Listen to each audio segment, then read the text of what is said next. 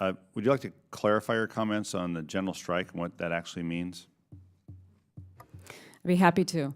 So we have called for a general strike in response to this shutdown. And the reason for that is because nowhere in private industry would anyone come to work without getting paid. Through all the pain that we went through as aviation workers during the bankruptcies, the first day order in those bankruptcies was to make sure everyone got paid.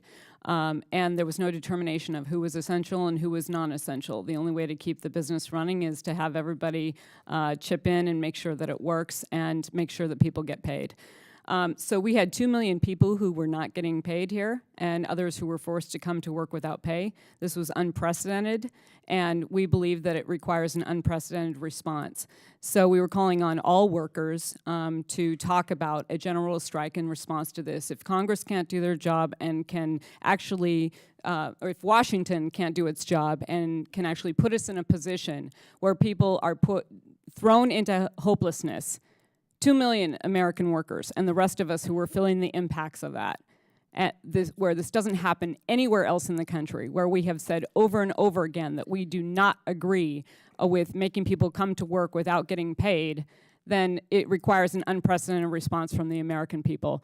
And so we know that maybe we're not ready to have a general strike. We haven't even talked about it in this country for over 50 years. We believe that the conditions were that serious that we needed to talk about it.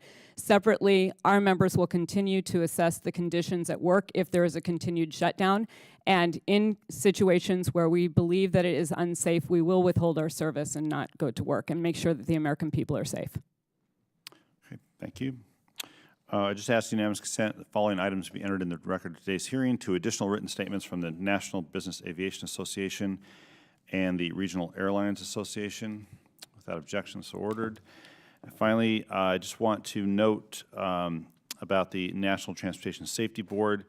Had to furlough employees. The NTSB is the independent agency responsible for investigating transportation accidents and advocating for safety improvements. It stopped work on more than 1,800 ongoing general aviation and limited aviation safety investigations, and it prevented the board from working with the FAA to investigate 15 general aviation accidents that occurred during the 35 days. So I wanted to be sure that was clear and in the record.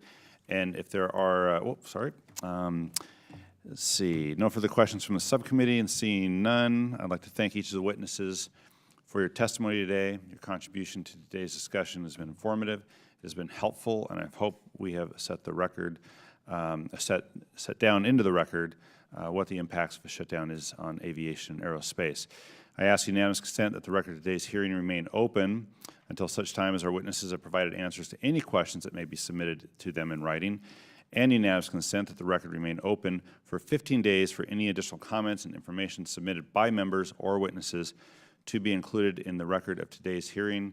Without objection, so ordered. If no other members have anything to add, the subcommittee stands adjourned. Thank you.